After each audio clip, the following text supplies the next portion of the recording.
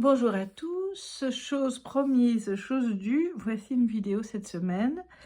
En fait, je vous avoue que je ne filmais plus, postais plus parce que je me demandais si ça intéressait encore quelqu'un au regard de la dégringolade du nombre de vues par vidéo. Et puis il y a eu un commentaire, je vous remercie d'ailleurs. Je remercie la personne qui l'a écrit, prenant de nos nouvelles à ma fille et à moi et demandant une vidéo. Et là, j'ai réalisé que même si il n'y avait qu'une personne que ça puisse intéresser et aider, eh bien, peu importe, puisque ce serait quand même utile de filmer, ne serait-ce qu'à vous distraire. Donc voilà, je me suis engagée à faire cette vidéo cette semaine et je la fais. Alors, elle va un peu vous surprendre peut-être sur le budget, puisque il nous reste les 100 € de la dernière semaine du mois de mars pour faire les courses. Donc, les voici. Donc, qui vont aller rejoindre le portefeuille. Et puis alors, vous allez voir que tout, mais tout est absolument vide, que ce soit ici. Enfin, là, pas tout à fait, puisqu'il reste aussi 29 € des dépenses diverses. En fait, 30 ce matin, mais j'ai acheté du pain. Donc 29 €. Et ici également, des enveloppes pratiquement toutes vides. Il reste un ou deux billets par-ci, par-là, avec des petites notes, comme vous voyez, y compris du côté... Ah, j'avais oublié que j'avais gardé ça, ça c'est une bonne nouvelle. Y compris du côté du fonds d'urgence. Pourquoi? Tout simplement parce que un de mes fils a eu besoin que je lui prête un peu d'argent. Et donc, j'ai assemblé mes forces en liquide ici à la maison pour les lui prêter. Et voilà, tout simplement. Il me les rendra, ça c'est certain. Il y a pas de problème là-dessus. Donc, je redispatcherai dans les enveloppes le moment venu. Et je dois dire que c'est pour moi un plaisir de pouvoir aider un de mes fils parce que pendant longtemps, ça n'aurait pas été possible. Et pour tout vous dire, lui qui a travaillé relativement jeune m'a aidé en son temps. Donc, je suis très contente de pouvoir lui rendre l'appareil. Voilà, donc l'argent reviendra. Mais voilà, j'ai pas voulu retirer ce qui était sur le compte titre ou retirer ce qui est sur le compte épargne. J'avais la somme en liquide en réunissant toutes les enveloppes qui sont des enveloppes annuelles, plus le budget, quelques budgets annexes du mois dont nous n'avions pas l'usage immédiat. Et donc, j'ai pu comme ça réunir la somme dont il avait besoin. Et voilà, c'est aussi le rôle des parents, c'est le rôle d'une famille de s'entraider. Et même d'ailleurs, il m'est arrivé par le passé d'aider quelques amis sur des petites sommes. Voilà, on aime quand quelqu'un peut être là pour soi, et bien c'est normal de rendre là pareil. Voilà. Donc, enfin, j'ai pas grand chose de plus à dire pour le budget de ce mois-ci, du coup, qui se retrouve un petit peu à la portion congrue. Hein. Voilà, il reste ça, il reste pas tout à fait une semaine avant le prochain salaire, donc on fera en sorte que ça aille. On n'a pas besoin d'acheter quelque chose d'onéreux de manière urgente. Si c'était le cas, il y a encore de l'argent sur le compte épargne, donc de l'argent du fonds d'urgence. Donc, ma foi, on s'en servirait ou on utiliserait ces 50 € que j'avais complètement oublié d'ailleurs, des projets divers. Et puis voilà. Pardon, je suis un petit peu enrouée, ça fait quelques jours que je suis malade, un peu plus d'une semaine.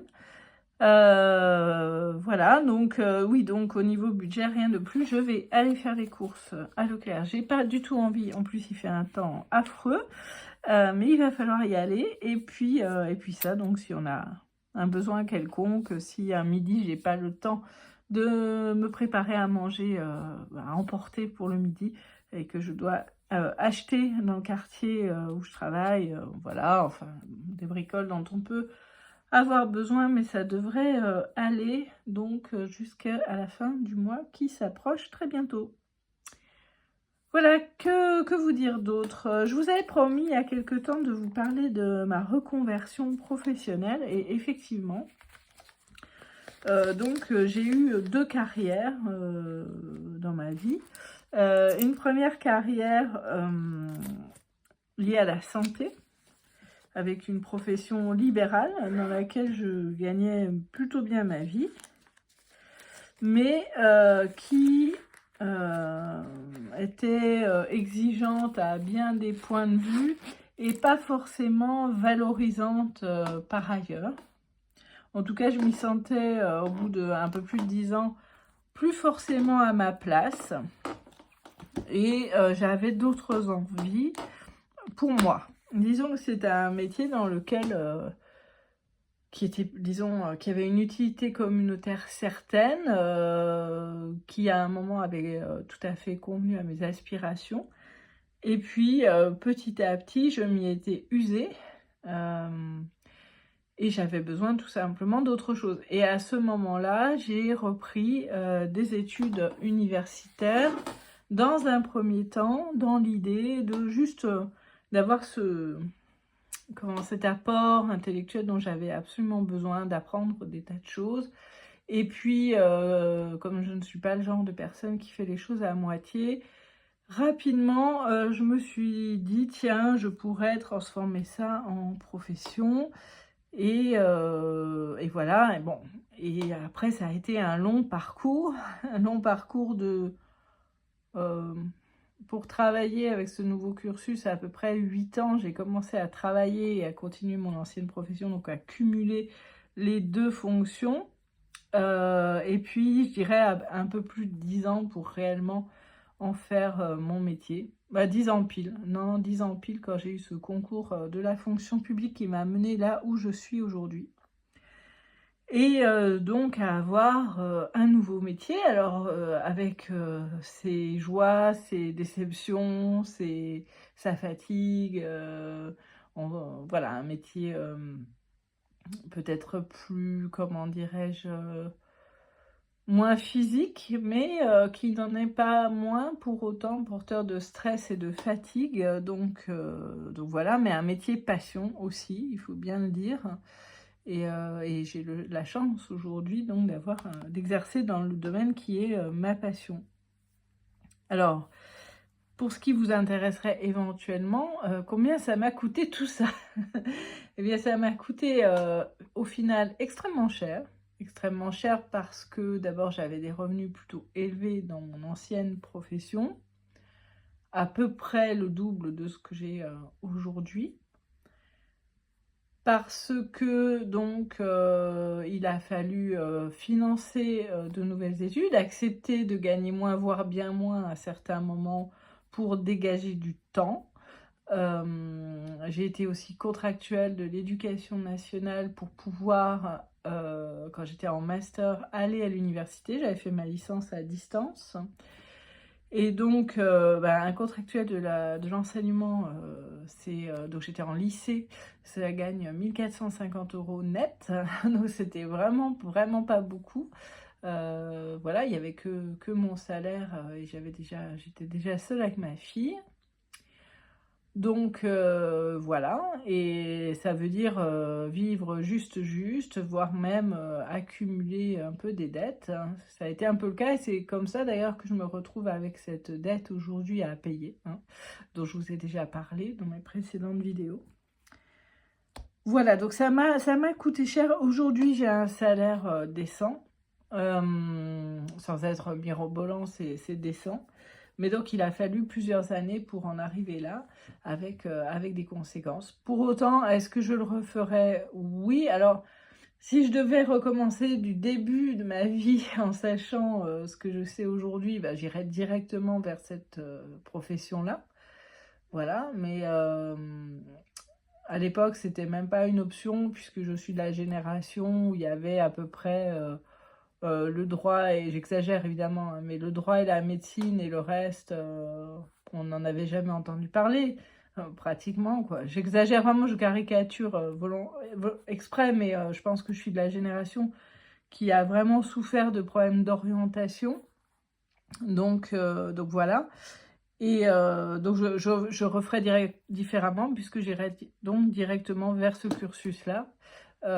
Pour le reste, je suis plutôt fière de mon parcours et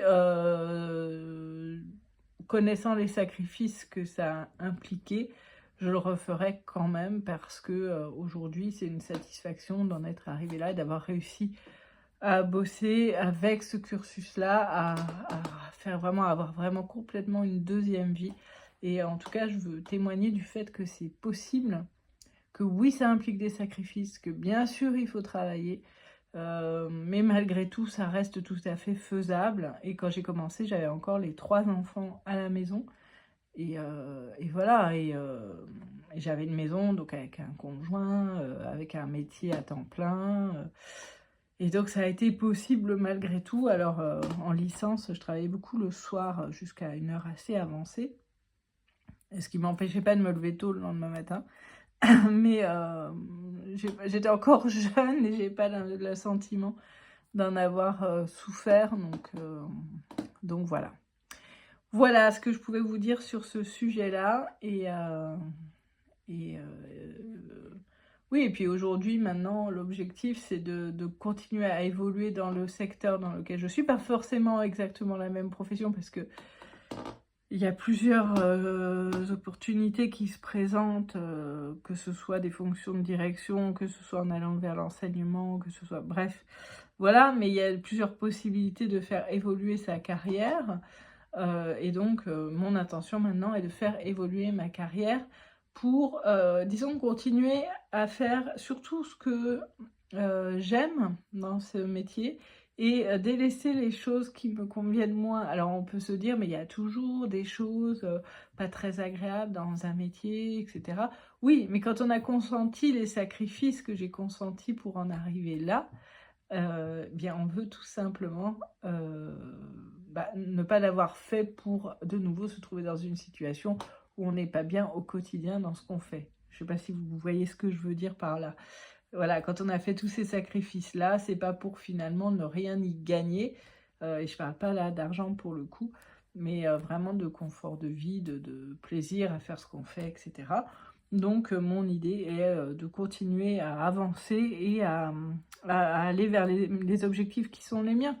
Voilà, tout simplement. Je sais à peu près où je veux aller et donc je continue dans ce sens-là, mais cette fois-ci plutôt dans l'idée d'une progression de carrière et donc sans perte financière a priori. Voilà, voilà pour cette petite vidéo du week-end. On se retrouvera la semaine prochaine pour j'espère qu'on aura eu les salaires honnêtement en fin de semaine. Donc pour le budget du mois d'avril, donc cette fois-ci avec les billets comme vous aimez là, qu'on trie et qu'on répartit dans toutes les enveloppes. Voilà. Voilà, moi je sais que c'est une vidéo que vous appréciez, donc il me tarde de la tourner pour vous. Et surtout, ça veut dire que la paye sera arrivée et elle sera bienvenue ce mois-ci. Donc voilà, à très bientôt, je vous souhaite un bon week-end, de bonnes économies comme d'habitude, continuez à liker, partager, vous abonner, ça fait du bien à la chaîne et ça m'encourage à continuer à partager tout simplement. Donc à très bientôt, bye.